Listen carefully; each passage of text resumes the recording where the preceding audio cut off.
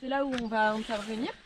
Et la partie, vous le verrez en prenant le chemin, là, la partie actuelle en exploitation, c'est celle qui a pris le virage à gauche.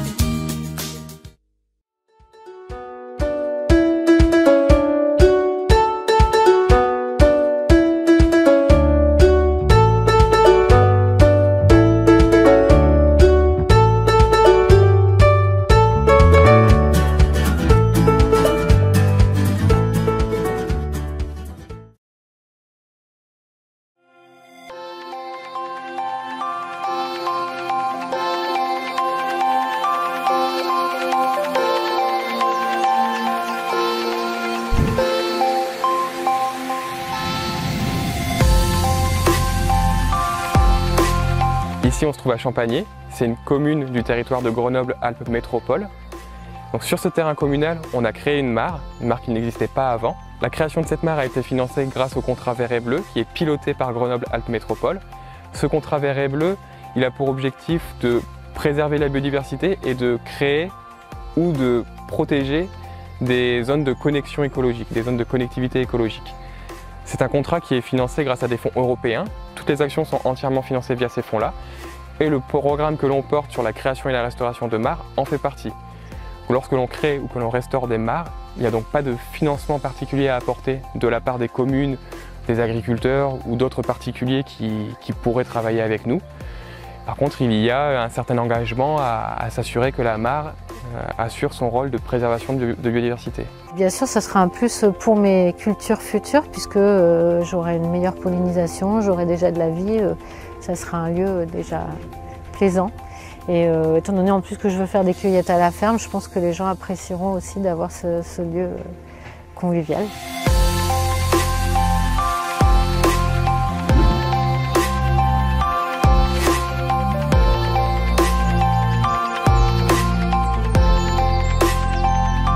À Saint-Paul-de-Vars, on a restauré une mare. C'est une mare qui se situe aussi sur un terrain communal, à proximité de l'école. C'est une mare qui aura aussi un rôle pédagogique. Cette mare-là, elle existait depuis plusieurs années, mais la bâche avait été percée, donc elle ne retenait plus l'eau. Donc dans ce contexte-là, on est allé faire un chantier avec l'association locale et la commune pour retirer l'ancienne bâche, réinstaller une nouvelle bâche et puis la remettre en eau.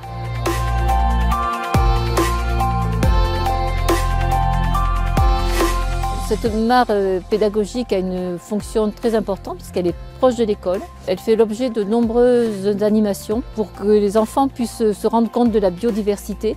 Et nous tenons énormément à ce que cette mare refonctionne.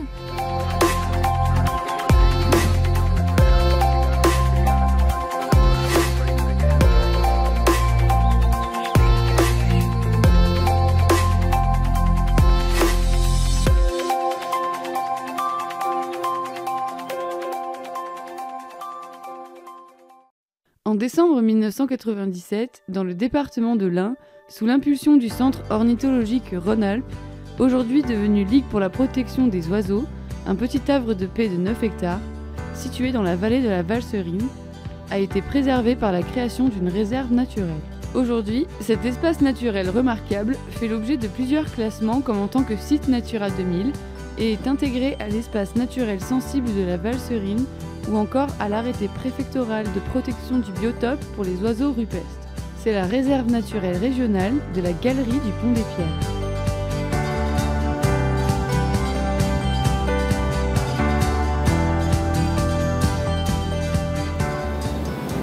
La réserve naturelle a été classée par la présence de nombreuses chauves-souris dans une galerie souterraine.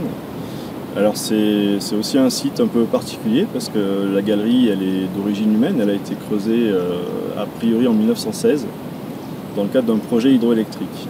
Et ce projet n'a pas abouti, donc ils ont creusé à peu près 1 km sur les 2,5 km qui étaient prévus pour aboutir au projet. La galerie ayant été abandonnée, les chauves-souris sont venues essentiellement en hiver pour passer la période hivernale dans la galerie.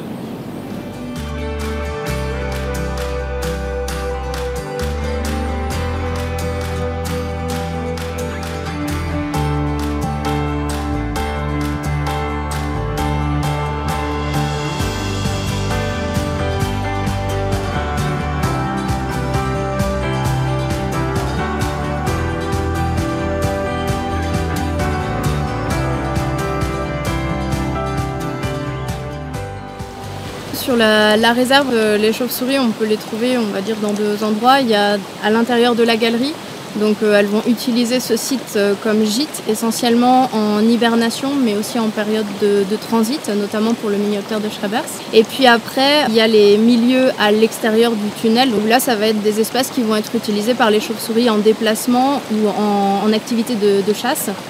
Et c'est pour ça, notamment, qu'on réalise des captures. Ça nous permet de caractériser le site, de savoir que tel espace est utilisé par tant d'espèces de chauves-souris comme un site de chasse. Donc ça veut dire que ça a une importance biologique pour les chauves-souris. Elles vont chasser dans ces milieux-là. Ça nous permet aussi d'orienter les mesures de gestion par la suite, d'identifier que tel espace est favorable à la chasse des chauves-souris. Donc il faut qu'on essaye de le préserver dans le temps pour maintenir ces populations locales de chauves-souris sur le site.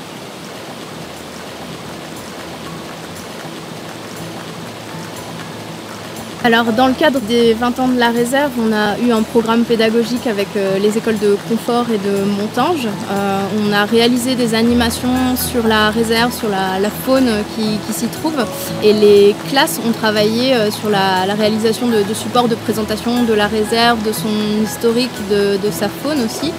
Et après, au niveau du grand public, on est présent alors soit sur le site de la réserve, soit parfois à la salle des fêtes de Montange par exemple.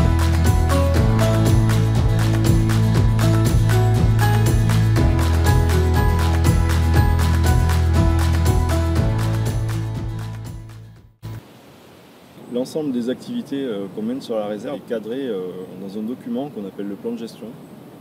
et qui établit sur une durée déterminée, ici en l'occurrence c'est pendant 5 ans, l'ensemble des actions qu'on va mener sur le site. C'est depuis 2009 une réserve naturelle régionale, puisque c'est la région qui est la collectivité territoriale qui porte les réserves naturelles régionales en Auvergne-Rhône-Alpes.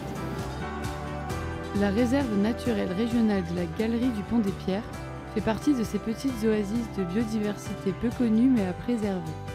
C'est pourquoi, depuis 20 ans, la LPO Auvergne-Rhône-Alpes, avec le soutien de ses partenaires, œuvre tous les jours à la protection de cet environnement.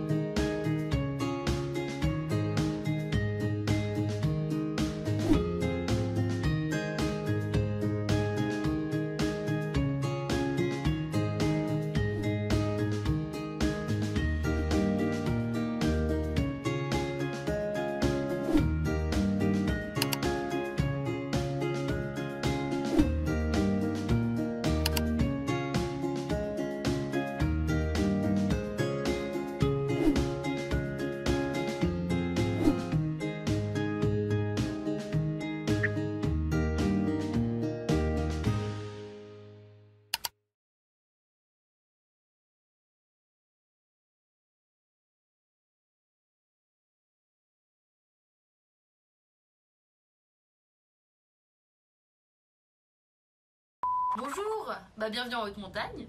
Là on arrive à la fin d'un long hiver qu'on a passé qu'entre filles. On change de plumage 3 fois par an, donc ça pourrait passer pour de la coquetterie.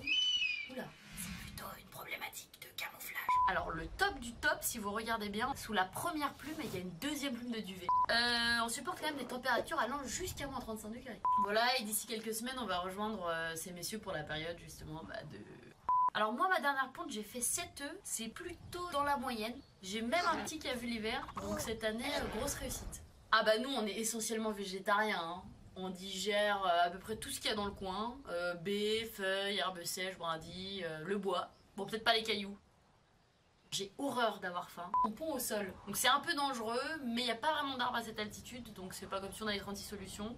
Nous on est dans le coin depuis l'ère glaciaire en fait. Donc on est un témoignage biologique plutôt énorme. Bon maintenant évidemment on a un peu trop chaud. Ah, alors les mâles qui draguent un peu comme ça.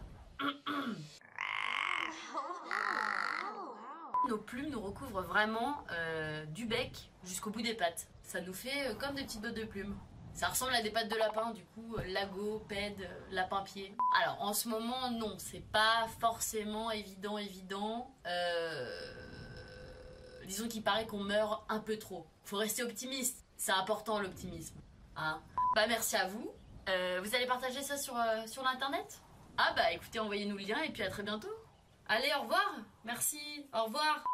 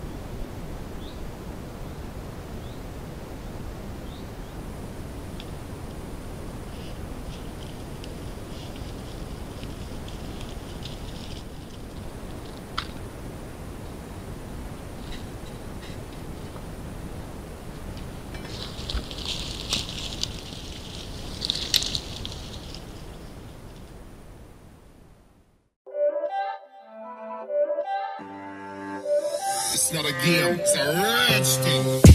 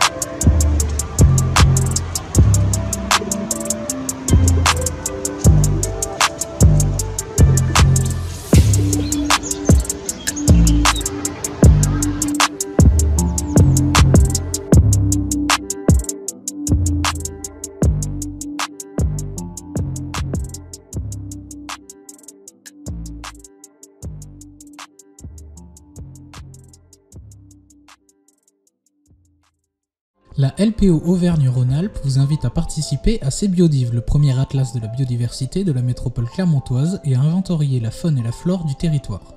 Ce projet permettra de mieux connaître et ainsi de mieux préserver et prendre en compte la biodiversité dans les futurs projets d'aménagement. Tout au long de l'année, partez à la recherche des espèces qui vous entourent. Vous ferez peut-être la rencontre d'un hérisson dans votre jardin, d'un chardonneret élégant, ou encore d'une belle orchidée dans la prairie d'à côté. Rendez-vous sur cbiodiv.org pour découvrir nos enquêtes et des documents pour vous aider dans vos identifications. Tout le monde peut participer. Nul besoin d'être expert, être curieux suffit. Chez vous ou lors d'une balade, vous observez une espèce d'une enquête.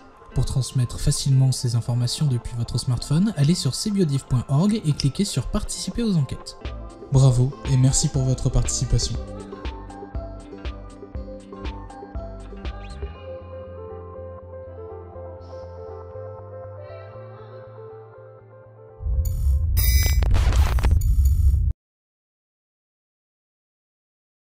Aujourd'hui, les collisions routières sont une des principales causes de mortalité de certaines espèces animales. L'application pour smartphone Naturalist vous permet, grâce au module de mortalité, de contribuer à la détection des zones de collision entre véhicules et faune sauvage. Ces contributions sont essentielles car vos signalements permettront de détecter les secteurs les plus problématiques pour la faune. Par la suite, des solutions d'aménagement pourront alors être envisagées en lien avec les services responsables des voiries concernées. Félicitations, votre observation a été transmise dans la base de données de l'LPO. Si votre observation est incomplète et que vous avez ajouté des photographies, vous recevrez probablement dans les jours suivants un courriel afin de vous aider à la détermination de l'espèce. Vous pourrez alors compléter votre donnée. Grâce à vos signalements, des aménagements pourront être proposés. Merci à tous les futurs contributeurs. Avec vous, la biodiversité sera mieux préservée et nos routes deviendront plus sûres pour les usagers comme pour les animaux.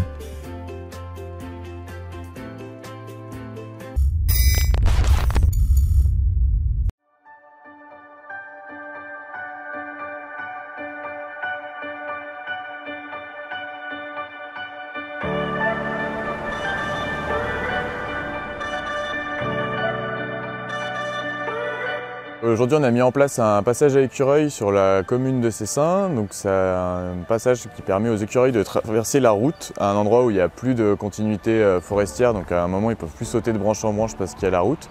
Et du coup, on a mis en place une corde pour qu'ils puissent traverser la route sans se faire écraser.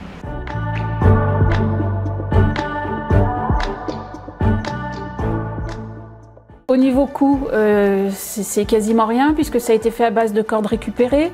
Même si on a quelques linéaires de cordes achetées, c'est pas un coût énorme. Il n'y a aucune difficulté pour mettre en place ces écuroducs.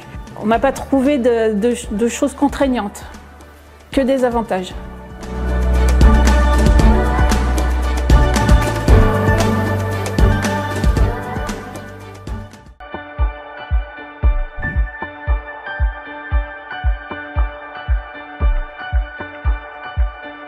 Quand on a une installation spécifique vis-à-vis de la nature, les écoles sont associées et dans le cadre de classes vertes ou autres, elles sont conviées ou elles demandent à venir sur place pour voir les installations et échanger avec les enfants.